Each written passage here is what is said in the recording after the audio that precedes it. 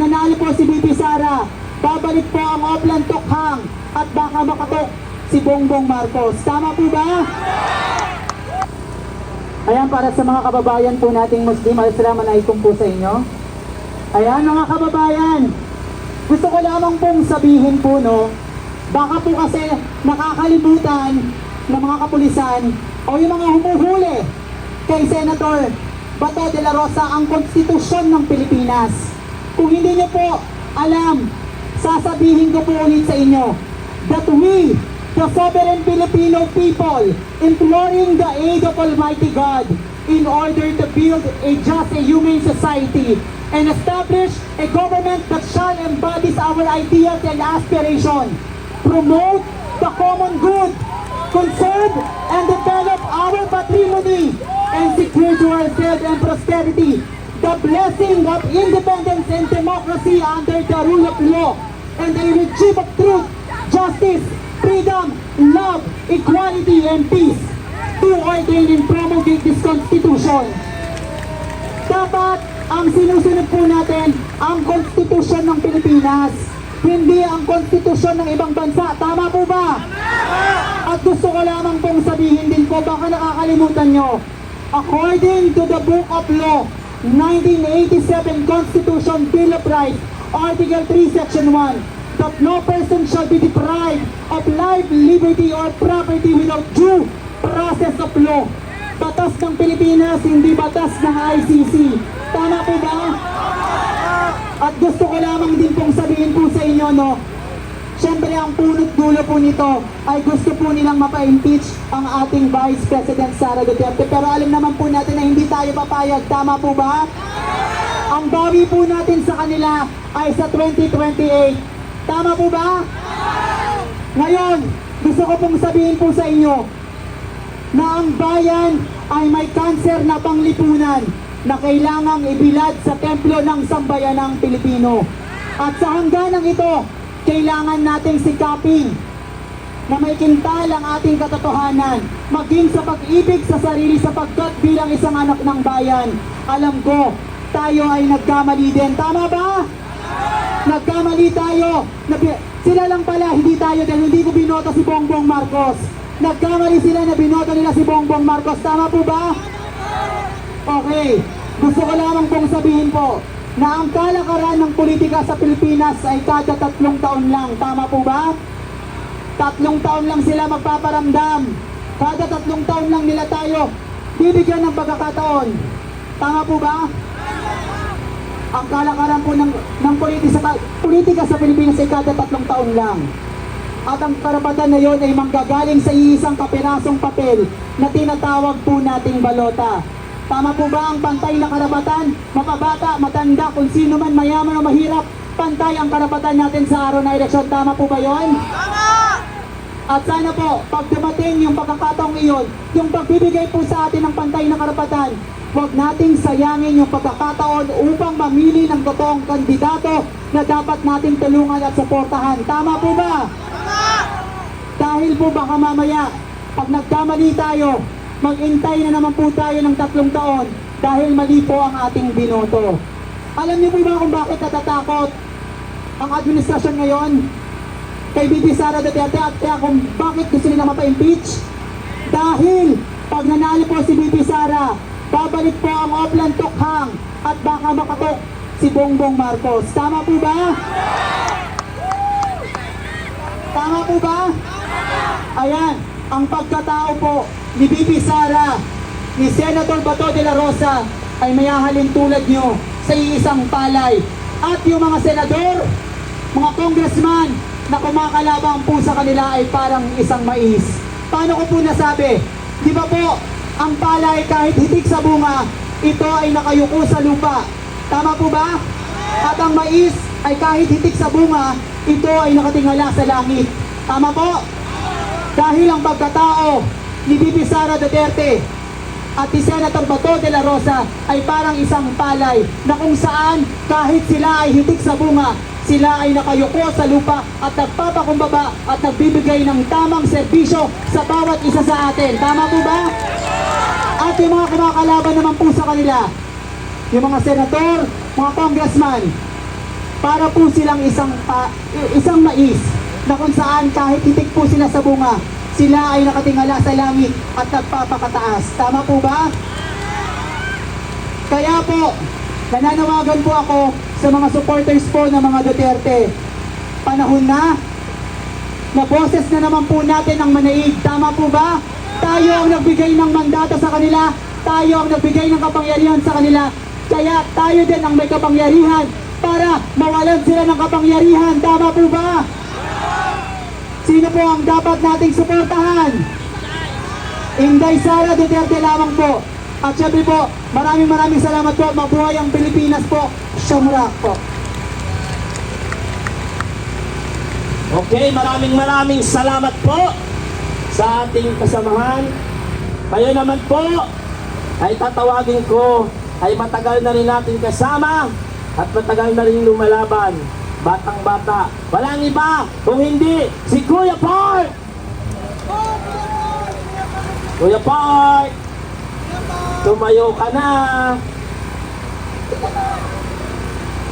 Kanina, ito, microphone na ito, hindi na ito megaphone.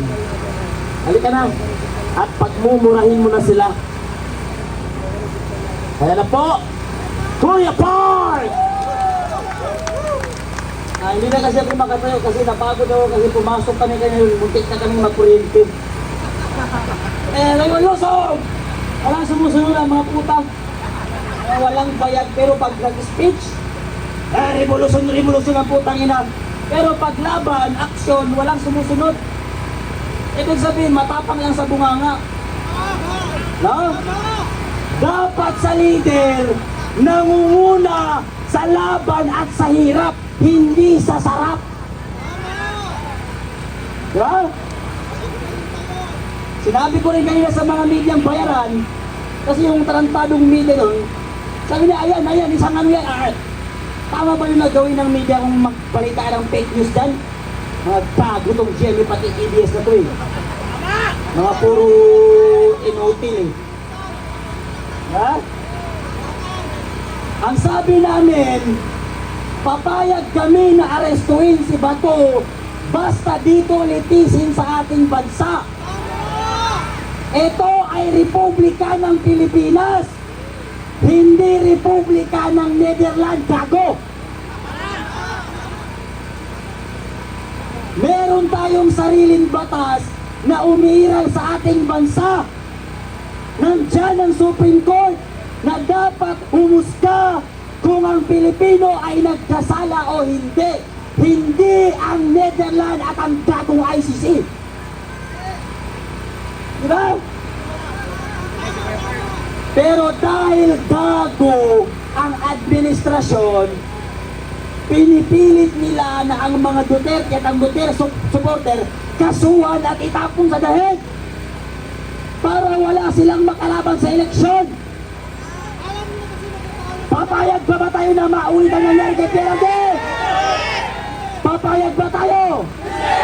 Lalaban ba tayo? Lalaban tayo para sa ating kinabukasan at para sa ating bansa. Ipaglaban natin kung sino ang totoong politiko na may pagmamahal sa ating mga Pilipino.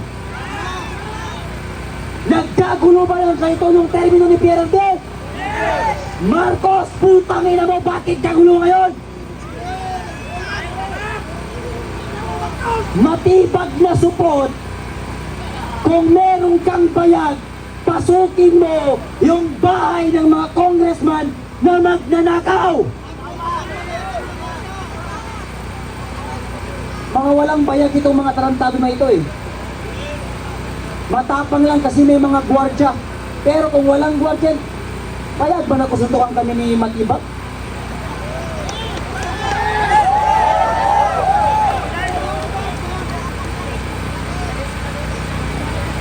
Babagsakin ko yan sa round 3 lang.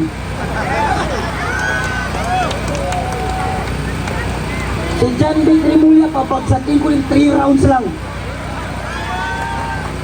Alam niyo kung sino ang gusto kong referee? Si Marcos, para pag napabagsak yung dalawa, siya naman ang isunod ko. Ang gusto kong announcer namin, si Claire Castro. ang pustahan, pag natalo yung dalawa, si Claire Castro, ang gawin natin sa kanya, isang buwan natin pagsalitain ng puro kasinungalingan. Tignan nyo mga kababayan, tinanong ng media si Claire Castro, paano mo rin-resolve ng presidente ang krisis? Alam nyo kung anong sagot niya? Unang putok, ang pangalawang presidente nasa ibang bansa, gago. Ang tanong kung paano resolvehin ng krisis, hindi kung nasaan ang pangalawang presidente. Pangalawa, tinanong siya kung meron bang magkaibigan ba si Marcos pati si Mabanta. Anong sinagot niya? Ang dapat po sigurong itanong ninyo, anong relasyon ng mga Duterte pati ng mga Mabanta? Kung hindi ka ba naman tarantado, lahat na lang ng tarantado na naging tagapagsalita ng Malacanang at tagapagsinungaling si Claire Castro. Ang sabi mo, hindi kaibigan ng presidente mong lutang si Mabanta. Pero bakit nandun siya nung birthday ni Mabanta? Diba? Hintayin ninyo na mabaliktad ang sitwasyon at lahat kayo babalatan namin ng buhay. Pagkatapos balatan, buhusan ng kalamansi. Tapos paliguan ng asin. Yan ang dapat gawin sa mga politiko nito. Mga congressman na mga kulupong na mga buhay ang tarantadong inutil, nandyan kayo para i-representa ang boses ng inyong nasasakupan. Ano ba ang tawag sa inyo? Representative. I-representa nyo ang boses at inahin ng inyong nasasakupan. Hindi i-representa ninyo ang pera ng taong bayan at nakawin ninyo. Eliseo Fernando, Kamanggagawa Party List, sayang.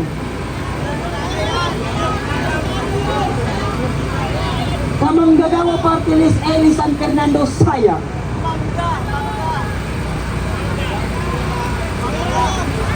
Isa siyang manggang bulok na may bulate.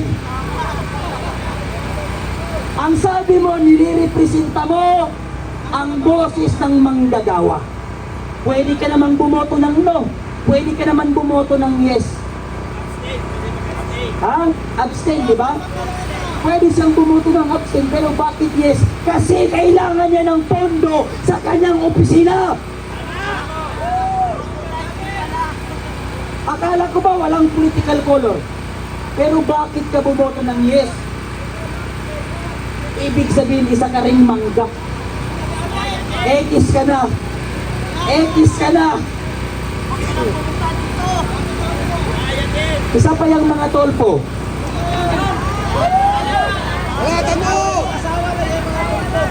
Yung mga tolpo, ang dami nila, pati kamag-anak, lahat sila magpipinsang congressman, senator. Tignan nyo sa Quezon City sa Payatas. Yung tulay doon, hindi pa nila natatapos, ilang taon na. Ang magkakapatid sila, lahat sila bumibira sa social media, ang tatapang pagmaliliit. Pero kahit isa, wala silang binatikos na politiko nagnakaw. Ang matapang, gayahin nyo kami, bumabatikos ng gagong politiko kagaya nyo. Diba? Ang laki pa naman niya magbigay ng ano sa mga burikat, 300,000 putang ina. O mamoy lang ng pek-pek, 300,000 na. Diba? Diba? Ibat-ibag. Anong ginawa niya? Nagyabang siya sa waiter, ay yun lang ba ang aming babayaran, 50,000? Tapos naglapag ng napakaraming pera. Diba? Ngayon, ano lang sabi niya? Petty lang po yun, pinagawa namin sa recto, malinis ang pagkakagawa, gago. Kaya pala ang daming sindikato sa ating bansa. Gobyerno natin mismo, gago.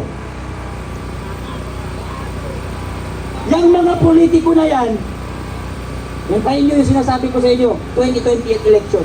Pag ako ang nanalo, magbigay ako ng libreng edukasyon, libreng gamot, lahat ng iskinita pinapasok, pati tain ng aso tinatapakan. Para lang makita na siya para sa Pilipino. Pero pag nanalo, pumunta ka sa opisina, anong sasabihin sa'yo? Kumuha ka muna ng appointment.